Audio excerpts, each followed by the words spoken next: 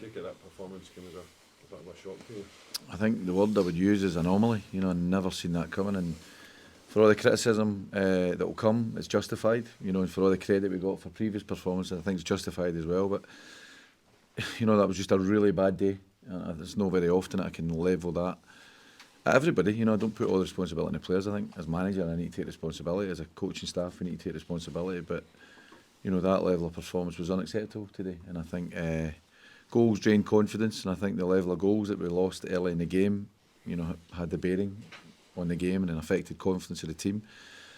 But listen, if you know, it's important, you know, that the players were in tomorrow morning to analyse that performance and make sure that I thought a lot of the performance was self-inflicted. You know, I thought Hearts caught us on a really bad day.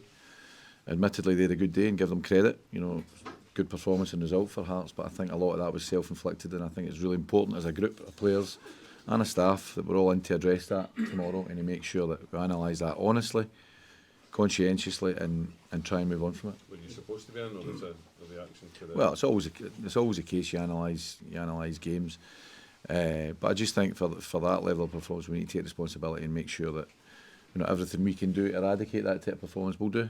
What was the reaction like in the dressing room? As you can imagine, you know, nobody enjoys a performance like that. I think the players feel they've really let themselves down, we've really let supporters down. But you know, I think you need to remember you don't become a bad team overnight. I think recent performances you've seen, particularly at home, have been of a level, you know, that. But it's just important that we don't that performance level can't drop as dramatically as it did today, and that's what we need to take responsibility for. That a lot of that situation there was self-inflicted, and there has to be an honesty about that, and there has to be the criticism that comes on us is justified. I apologise to Dundee fans, you know, for that level of performance, and it's important that we look at ways to try and eradicate that. And the only way you can do that is be honest, to face up to it, and to try and make sure that you do all you can in your power to not make that happen again. I guess what makes it so hard to get your head around this, Tony, is that you've done so well previously against the top three. Yeah, exactly. That's what I would say. And listen, sometimes professional sport you have that. Sometimes you have a bad day. That was a particularly bad day. You know that.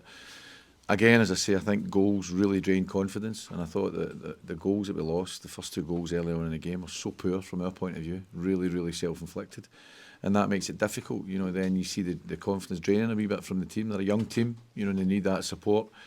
And it's important they'll get that support from us, because, as I say, you don't become a bad team overnight. You know, and it's important that we get back on the training ground, back in the analysis room, and look at ways that we can make sure we eradicate that type of performance and don't have it again.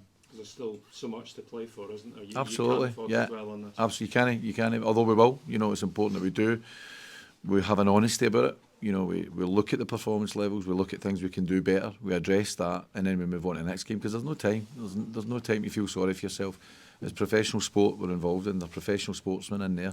We're a staff that have got that support for them, and we'll make sure that we address everything we need to address and try and move on from it, because there's no other way. Cesar Garza went off at half-time. Was injury? I think we just needed to, again, at 2-0 in the game, I'm always going to go and try and win the game, so I thought I needed another striker. You know, and it was and I felt for Cesar, I thought his performance level was good, you know, but that was a tactical decision to get another striker up, Zeb Palmer holding, and try and get the next goal.